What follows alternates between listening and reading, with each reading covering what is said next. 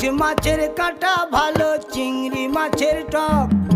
7 টাকাতে কিনবে লোকে, গিলবে গবা গপ, গিলবে গবা গপ, গিলবে গবা গপ। ও তোর কচি পোনা,